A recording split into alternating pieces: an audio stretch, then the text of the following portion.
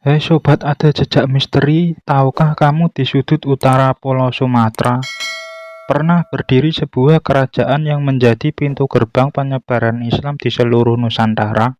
Sebuah kerajaan besar yang menjadi tempat bertemunya para pedagang dari Timur Tengah, India, hingga Tiongkok. Namanya adalah Samudra Pasai.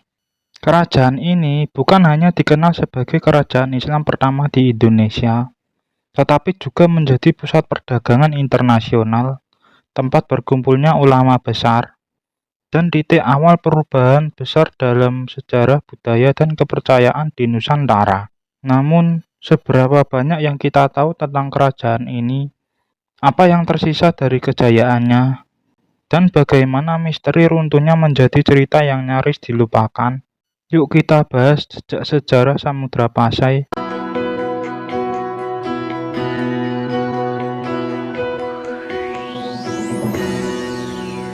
Asal-usul dan letak strategis Samudra Pasai.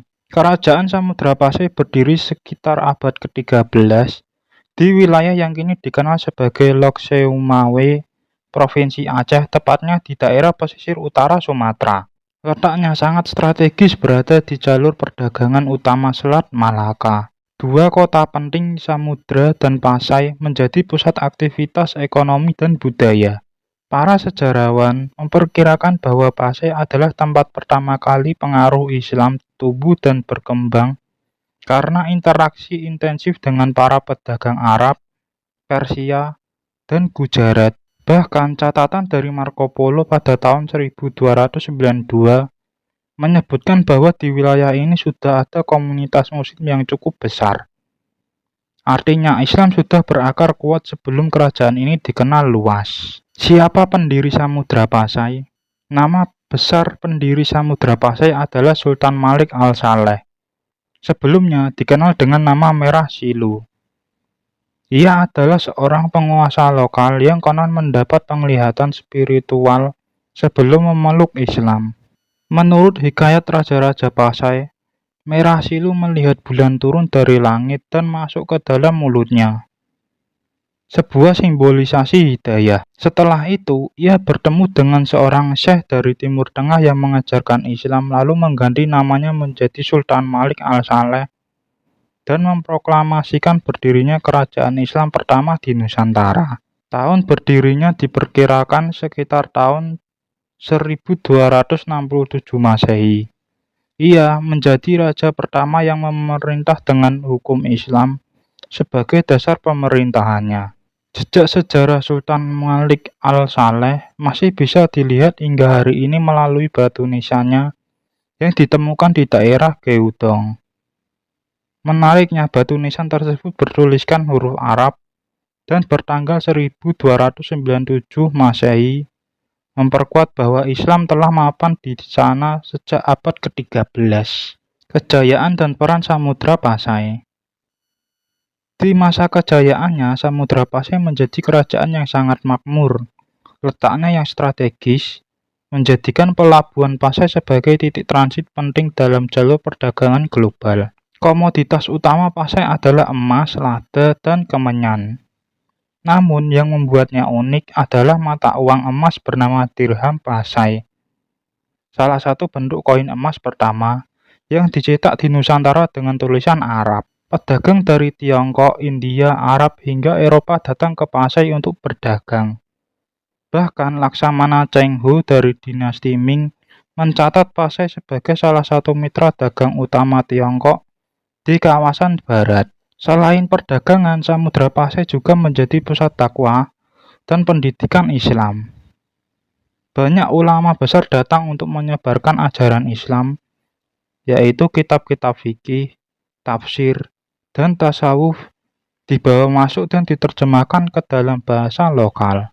Interaksi global dan catatan sejarah. Nama Samudra Pasai tercatat dalam berbagai catatan perjalanan tokoh-tokoh dunia. Salah satu yang paling terkenal adalah Ibn Battuta, pengembara asal Maroko yang mengunjungi Pasai sekitar tahun 1345.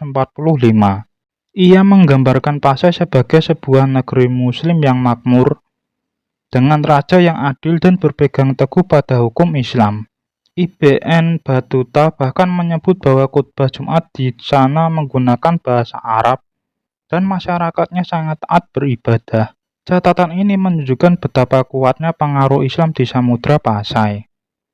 Bahkan pengaruh itu kemudian menyebar ke Malaka, Jawa, Kalimantan hingga ke wilayah timur Indonesia. Keruntuhan dan invasi kerajaan Samudra Pasai. Namun kejayaan itu tak bertahan selamanya. Samudra Pasai mulai mengalami kemunduran pada akhir abad ke-14. Ada beberapa penyebab utama, di antaranya adalah serangan dari kerajaan Majapahit yang saat itu sedang memperluas pengaruhnya di Sumatera, persaingan dengan Kesultanan Malaka yang mulai berkembang pesat di Semenanjung Malaya, konflik internal kerajaan termasuk perebutan tahta, dan lemahnya kepemimpinan setelah wafatnya Sultan Malik al-Zahir, anak Sultan Malik al-Saleh. Pada akhirnya, Samudra Pasai benar-benar runtuh ketika Kesultanan Aceh Darussalam menaklukkannya pada abad ke-16. Pasai lalu disatukan ke dalam wilayah kekuasaan Aceh dan kehilangan identitas politiknya sebagai kerajaan tersendiri. Samudra Pasai juga menjadi bukti nyata bahwa Islam datang ke Nusantara bukan lewat penaklukan, tetapi melalui perdagangan, dakwah damai, dan interaksi budaya. Kesimpulan dari video pembahasan ini, Samudra Pasai bukan hanya sebuah nama dalam buku sejarah. Ia adalah tonggak awal dari bab besar dalam perjalanan Islam di Nusantara.